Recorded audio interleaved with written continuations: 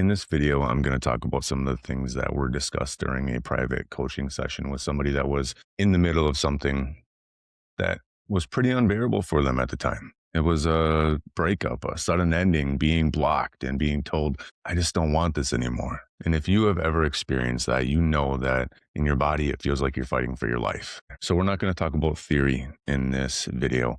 I want to bring you into a real coaching moment.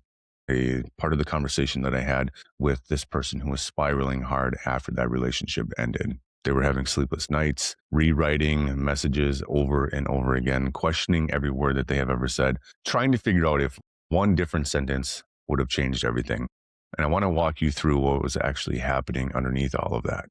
Because if you have ever been in that place, this is going to feel uncomfortably familiar. The breakup that they were going through, that wasn't the problem they were having.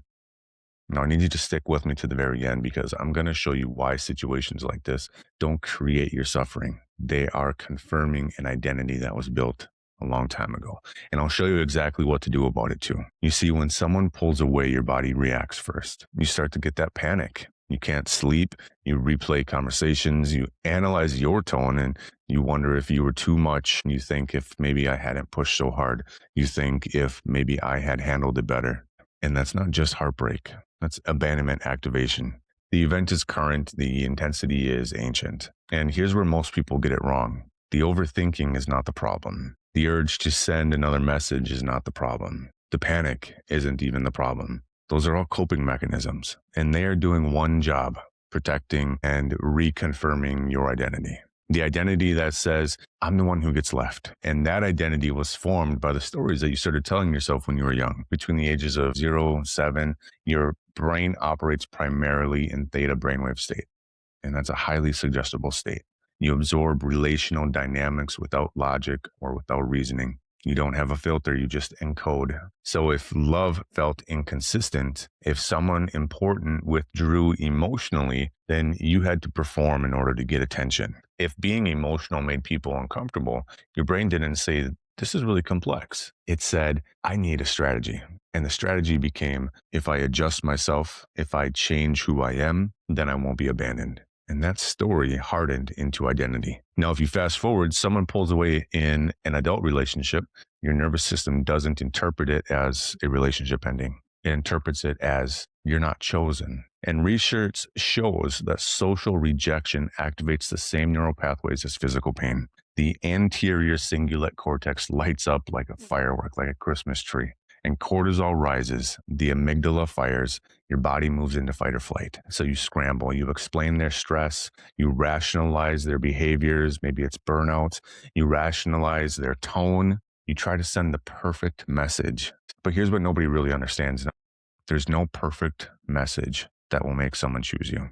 And there's nothing that you can say wrong that will make the right person leave. So you're not trying to save love. You're trying to prevent your identity from being confirmed. And this is where we must challenge that story. You don't want to accept this quietly because accepting it feels like agreeing that you weren't worth fighting for. And that's the story.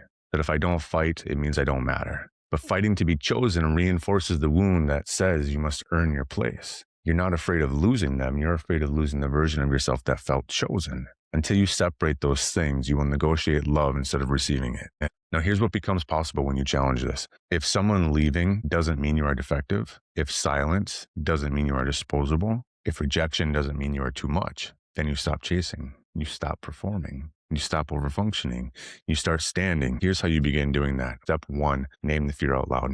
I'm afraid that if they leave, it means I'm not enough. And this works because of affect labeling that was proven by UCLA, how it reduces activity in the amygdala. Remember, the brain's threat center. Those studies from UCLA show that putting feelings into words increases activity in the prefrontal cortex, the part that's responsible for regulating emotion. You calm the nervous system by naming what it's afraid of. You can't be afraid of the monsters in the dark if there's no dark. Step 2, separate fact from story. Now, the facts are they ended the relationship.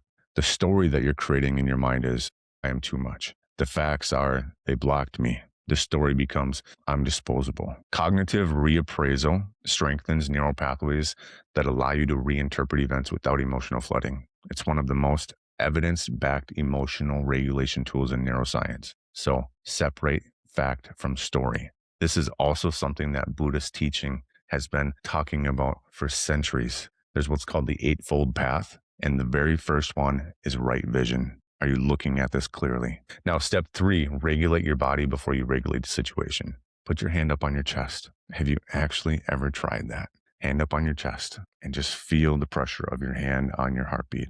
Take in a slow, deep breath. And then when you exhale, do it even slower. Now repeat this to yourself. If they leave, I still exist. The self-touch that we're doing by putting our hand up on our chest stimulates the vagus nerve, which lowers your heart rate, and it reduces stress hormones. It helps you process that cortisol that's running through your body. Self-compassion practices have been shown to reduce cortisol and increase emotional resilience over time. What you're doing is you're teaching your nervous system that abandonment does not equal annihilation. And then you do the hardest thing. You stop chasing. This is not a no contact strategy, not meant to manipulate or punish them, not to make them miss you, because you are rebuilding identity. You are reconfirming a new belief, a belief that says, I do not chase people who are walking away. And when you say that, your old identity will start to panic, because the old identity survives by chasing, but the healed identity survives by choosing itself. And this is the basis of inner child work. That younger version of you learned that connection can disappear. That younger version is the one that's scrambling in those moments. And instead of sending another message, what if you told that part of you, hey, I got you. We survive either way. We are going to be okay. Now, here's the bigger picture. If you don't challenge this story, it's going to follow you into the next relationship. Different person, same panic. Different person, same internal identity. Different person, same pattern. That's why this work matters. Inside my Reclaim Yourself program, this is exactly what we do. We don't just talk about service level behaviors. We map your identity back to the original stories that shaped it. And we trace where the words, I'm not enough, where they were actually formed. We regulate the nervous system and we confront the suppressed emotions. We rebuild self-worth from the inside out.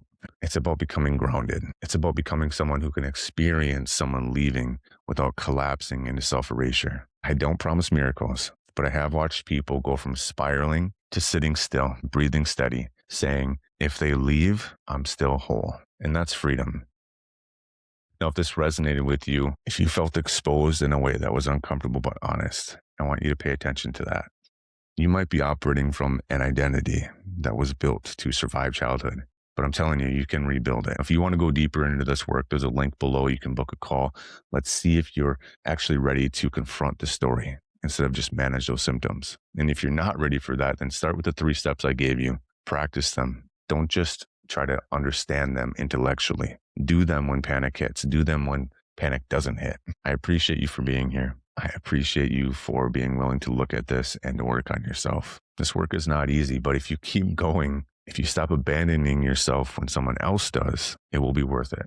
It will change how you love. It will change who you choose. It will change who you are. And that changes everything. Please, if you liked any part of this video, any part of this conversation, then take the time to subscribe so you don't miss what's coming next. Please like this video so more people who are suffering have an opportunity to see it.